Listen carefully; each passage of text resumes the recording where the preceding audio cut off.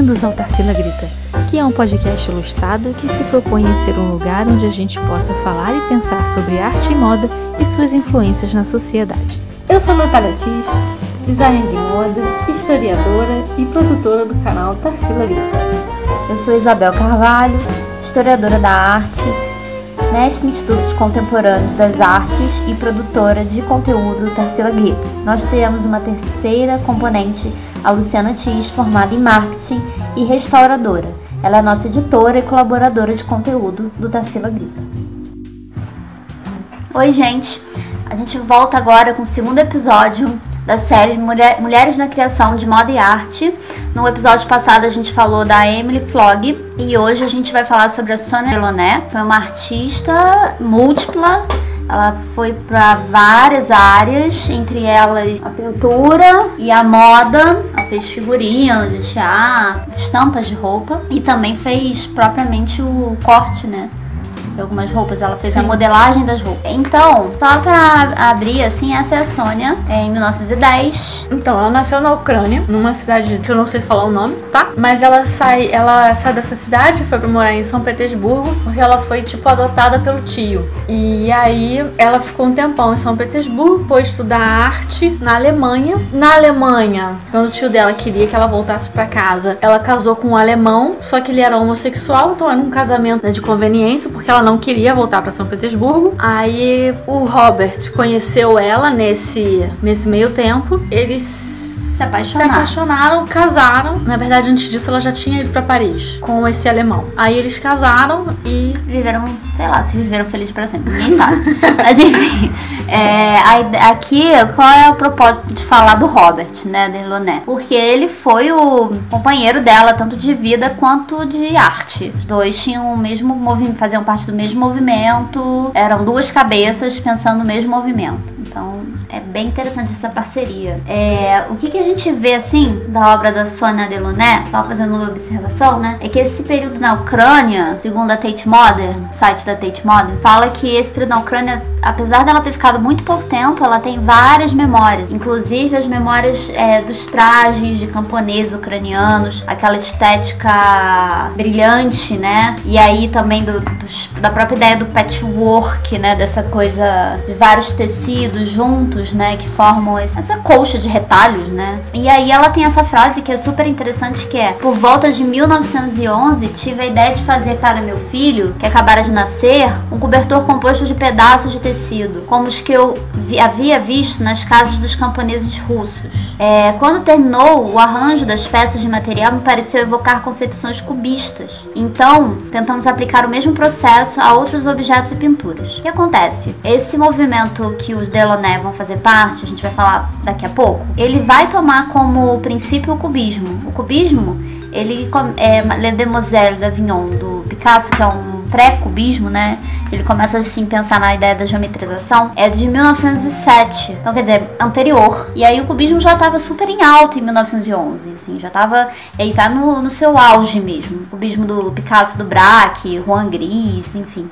E aí ela vai fazer essa colcha a partir de retalhos que ela tinha e ela vai perceber a potência que esses elementos geométricos, né, quando reunidos, né, a potência da própria cor, né, a partir dessa reunião desses quadrados, desses retângulos, desses pedaços. E aí, só pra vocês verem, essa é a colcha, um pedaço da colcha. Como ela vai fazer meio que de improvisação, vocês veem que ela tá usando preto, que não é uma cor que ela usa quase nunca, né, e foi de improviso mesmo. E ela percebeu a potência desse material. Então, vai surgir um movimento chamado Orfismo, de 1912. Quem vai criar esse nome é o Guillaume Apollinaire, baseado no Orfeu. O Orfeu, ele é um personagem da mitologia grega, que ele é filho de uma musa, se eu não me engano, com o Apolo. Tanto que o Orfeu, ele é um poeta, ele canta, né? Quando ele recita dos gregos, eles quando recitavam poesia, eles cantavam junto com uma harpa. E aí o Orfeu, ele é associado a essa ideia, né, do movimento,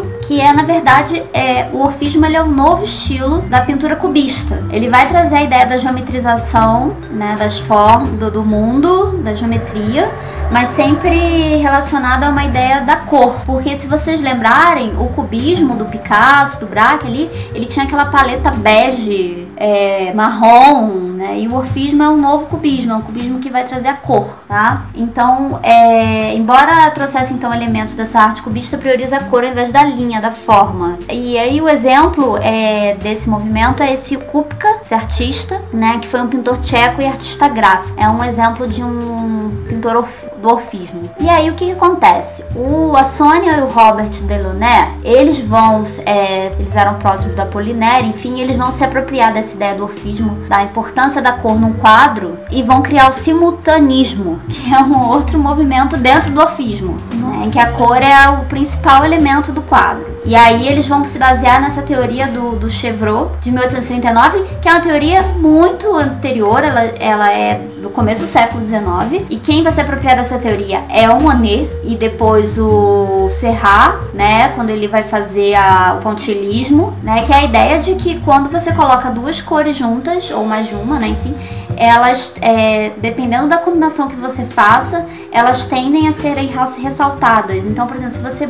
ou não ressaltadas. Então, é mais ou menos a ideia da relação das cores. Então, por exemplo, se você bota um quadrado cinza em cima de um fundo branco, o quadrado cinza vai ficar meio que apagadão, né? Ele vai ficar meio que quase desaparecer ali naquele branco. Aí, se você pega esse quadrado cinza e coloca em cima de um fundo mais escuro, ele vai ganhar uma vida. Ele vai ser ressaltado. Então, a mesma coisa com a ideia das cores complementares. Se você coloca o vermelho do lado do verde, que são complementares, eles vão se ressaltar, eles vão ter um contraste muito forte. Isso é uma teoria do Chevreul. Ele trabalhava numa empresa de tapete, ele era um químico, e aí ele estava percebendo que as tapeçarias estavam ficando muito desbotados, e aí ele descobriu que era por conta dessa relação das cores. Se ele se aproximasse uma cor que fosse contrastante à outra, ele conseguiria que esses tecidos, esses tapetes tivessem mais vida, né? Então é uma teoria assim fabulosa, né? Ele vai criar esse incrível.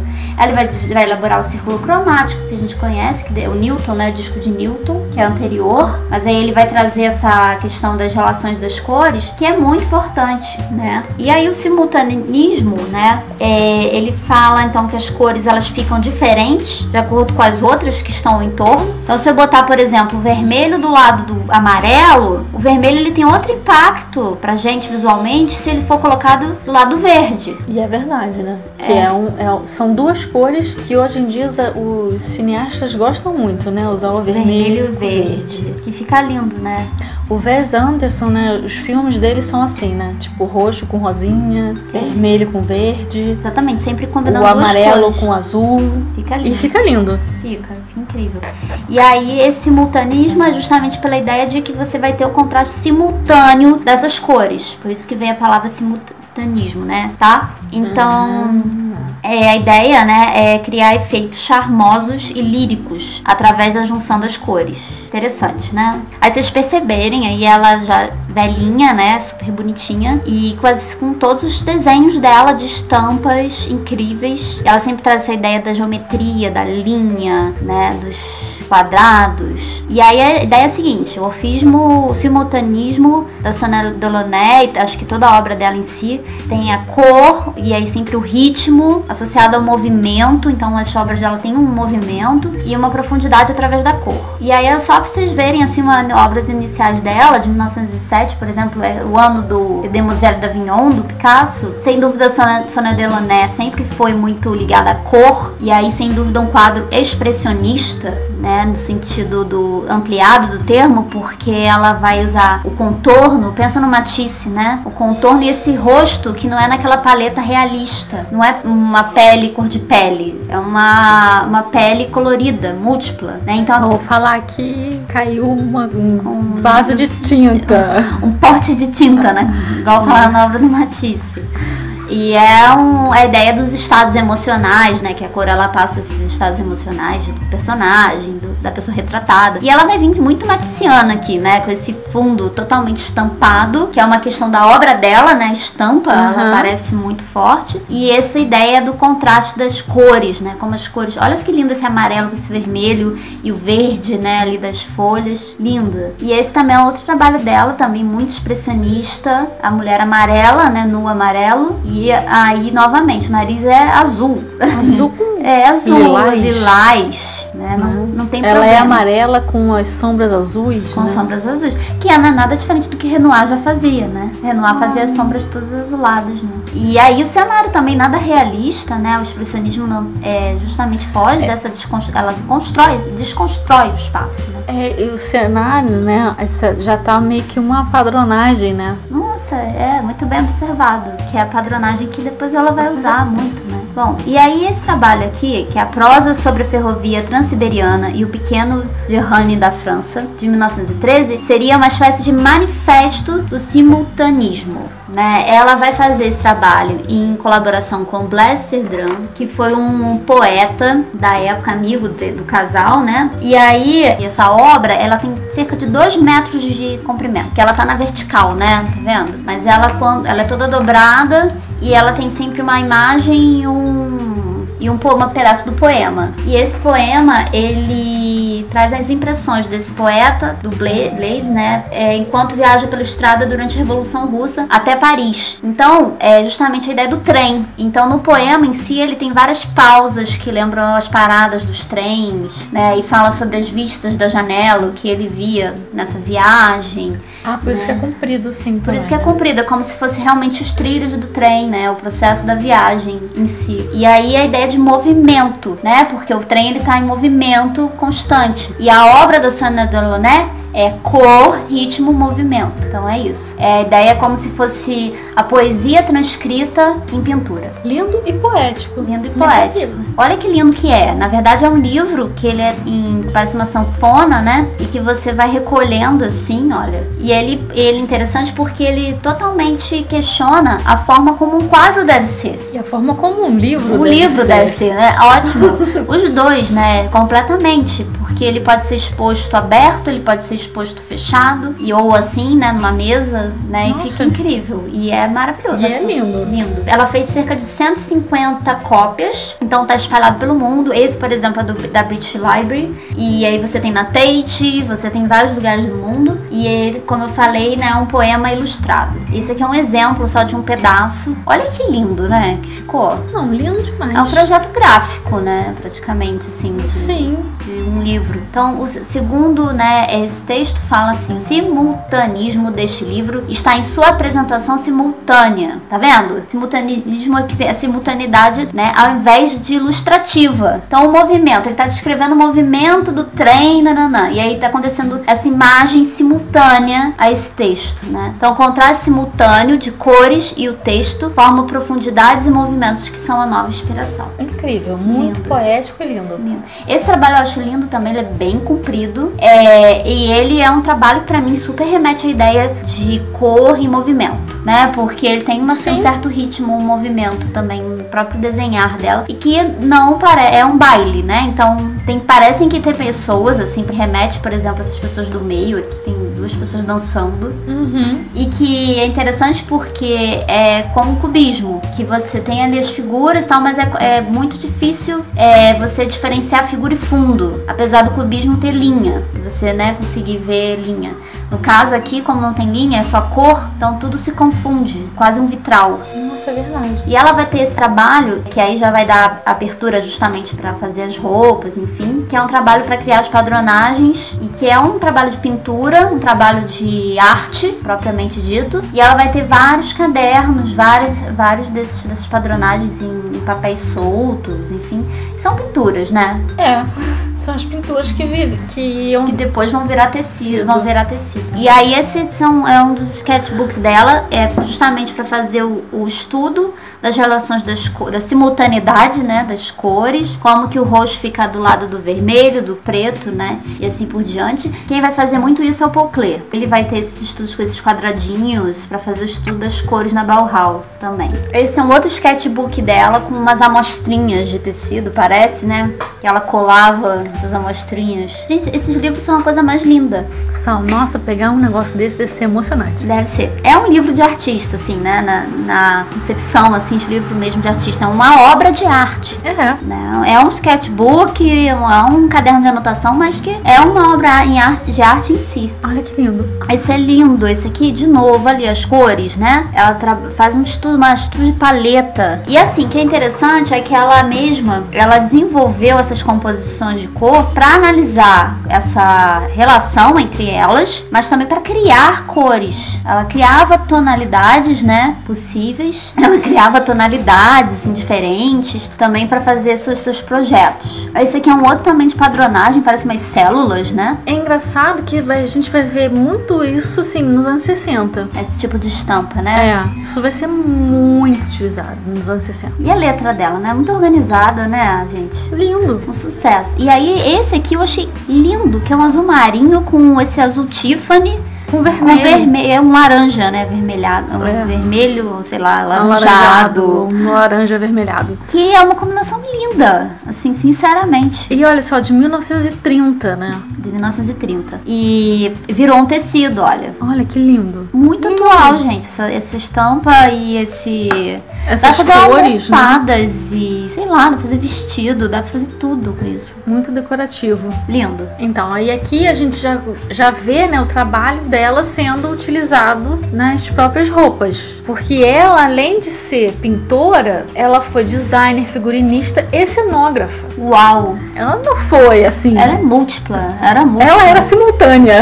Ela mesma em si. Exatamente. A questão das roupas dela, né, que ela misturava formas, tecidos e texturas e fazia roupas amplas com movimentos para os corpos da modernidade. Ótimo. Né? Então, assim, ela também estava inserida nesse contexto, né, então, assim, ela já vê essa necessidade.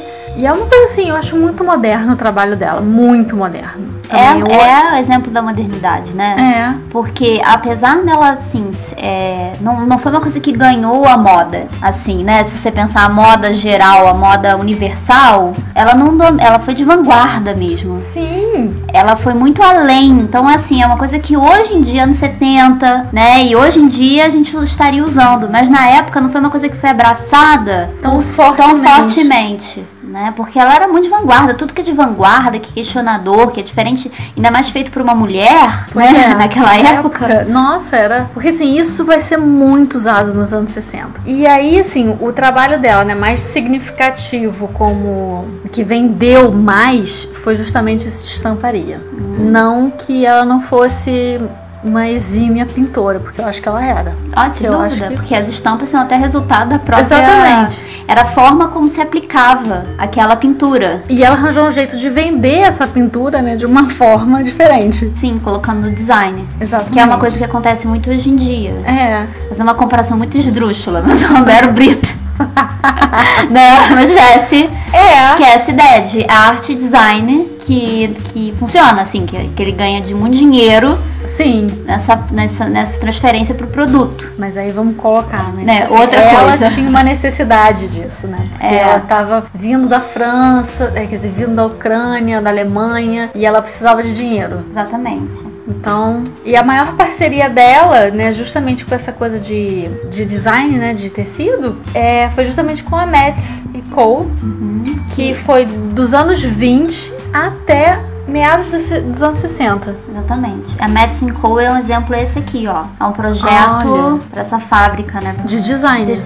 É lindo. Então, aí a gente vai ver várias coisas que ela fez, e assim, que são super, sei lá, pra frentex. De vanguarda. Assim, vanguarda, assim, que são, assim, sei lá, tipo esse carro, que é um Citroën, e que ela mesma pintou, que ela pintava carro também. Tem outros carros, você pode pesquisar na internet, se quiser. Então ela pintava e tem lá, ó, o casaco, né, a roupa dela combina com o carro. E é o que é interessante, que ela, justamente o que a Natália falou, ela tá totalmente dentro da moda da época. Sim, pensando no chapéu...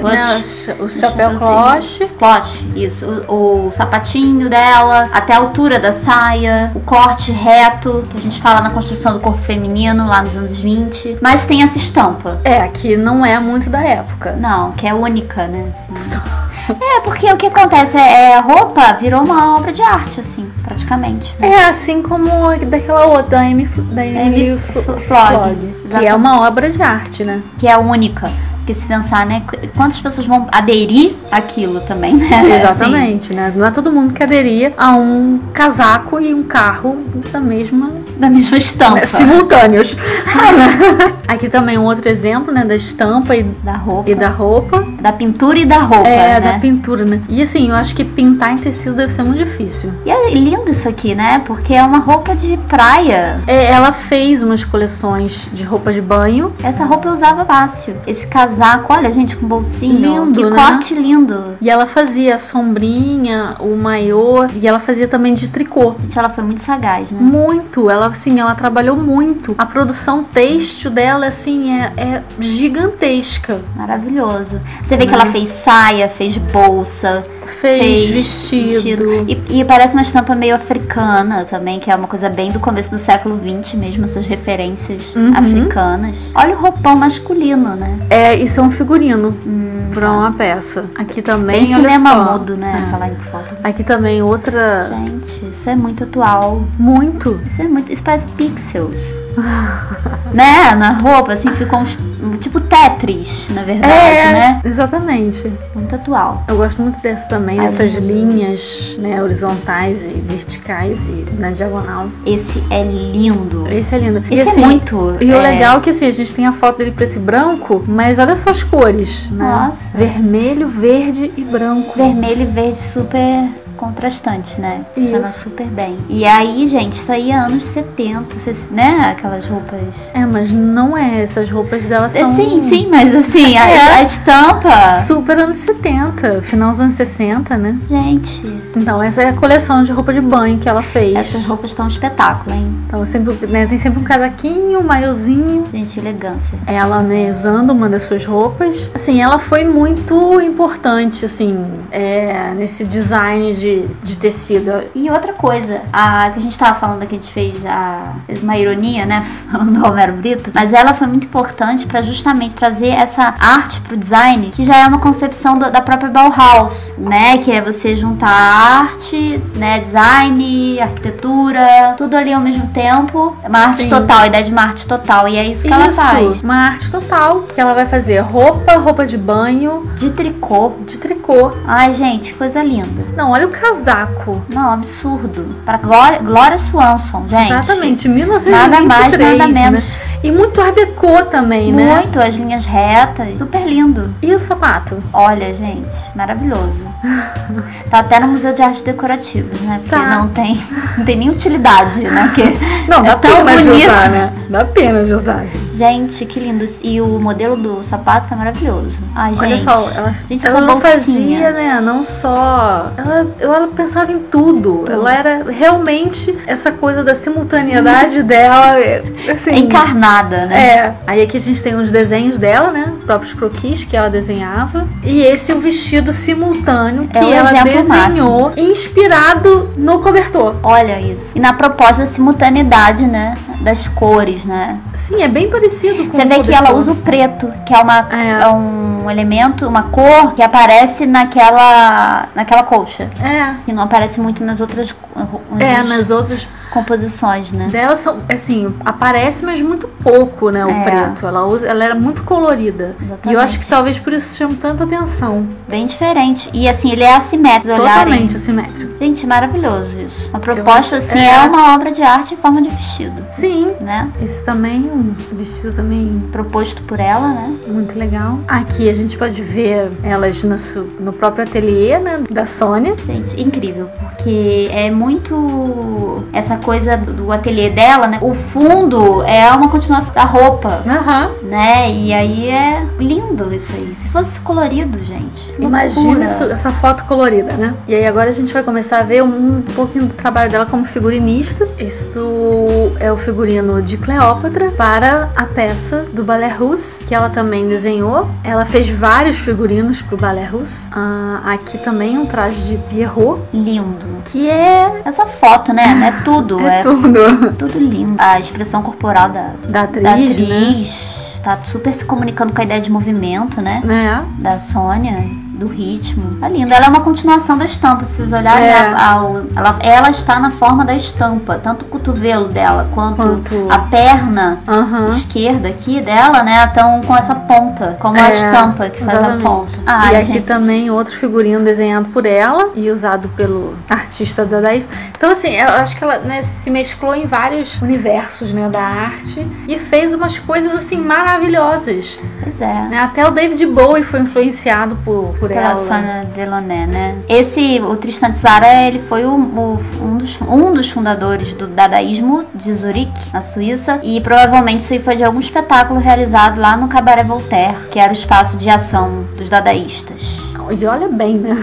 Gente, total, assim. E eles adoravam fazer sátira do cubismo. Então eles usavam como se eles fossem quadros cubistas, entendeu? Então, gente, por agora... isso que é muito geométrico, enfim. Aqui é ela, né, no ateliê, ela nova e já ela mais velhinha. Fofa. Também no ateliê dela, nova. O ateliê dela devia ser uma coisa linda. Olha isso, gente. Quando pintura e estampa, né, se encontram, assim, roupa, né? Roupa e arte aí. Acho que esse quadro representa bem que a Tarsila Grita né? Assim, essa coisa, essa mistura. Mulheres de arte, de moda. Acho que a gente podia chamar também de simultâneo. De simultâneo. A simultaneidade da moda e da arte. Adorei essa ideia do simultâneo. As mulheres, aliás, são simultâneas, né? Elas fazem mil coisas ao mesmo tempo. Ao mesmo tempo. Essa foto eu achei o máximo, que parece que ela tá ensinando, né, a fazer. Pintar, né? Pintar. Ou podem ser até pessoas que trabalham com ela. Pra pintar tecido, né? Enfim, que tinha que ter um certo talento, né? Porque era uma arte mesmo. Agora veja bem a poltroninha do lado direito. Ai, gente. Olha lá, estampa. Sonia Delaunay. Lógico, olha lá. Quadriculada, com certeza. Naquele estilo lá do cobertor. Ela fez tapete, papel de parede, tudo. É assim, se a gente for ficar falando da Sônia, a gente vai ficar falando 3 horas. Porque... de tudo que ela fez. Porque assim, ela fez muita coisa. Mas ela fez muita coisa. Ela merece o troféu da simultaneidade. E aí, só pra concluir, só um detalhe, uma observação. Ela foi a primeira mulher a ter uma retrospectiva da sua obra. E foi no Louvre, em 1964, assim, merecido, né, assim, merecido, aliás, todas as mulheres artistas deveriam ter uma retrospectiva dessas pra sempre. Então, essa é uma imagem dela bem velhinha, muito fofa, parabéns, né? E ela vai morrer em 1976, 79, né? E ela não para de produzir durante esse tempo todo. Ela vai produzindo e ela vai, né, criando coisas novas. Ela não para de trabalhar, assim, não tem... Ela morreu com 94 anos, gente. Muito, muito legal. Assim, é o Picasso feminino, né? Que ele viveu mais ou menos, ele morreu em 70 e poucos também, no mesmo ano que a Chanel. Assim, então ele viveu pra caramba, quase 90 anos também. Mas nem nada se compara a Sonia Delaunay, claro, muito melhor. Bom, aí... Porque ela tem um trabalho muito mais extenso, né? Porque ela não só pintou, né? Ela criou em todas as outras áreas, né? Cara, até cenário ela fez. Então é isso. Fechamos aqui o podcast da Sonia Delaunay. O próximo a gente vai falar sobre a Elsa Schiaparelli, também sobre essa relação entre arte e moda. Não se esqueça de se inscrever no canal, apertar o sininho pra notificação e também seguir a gente no Instagram, Tarsila Grita. Obrigada, gente. Um beijo.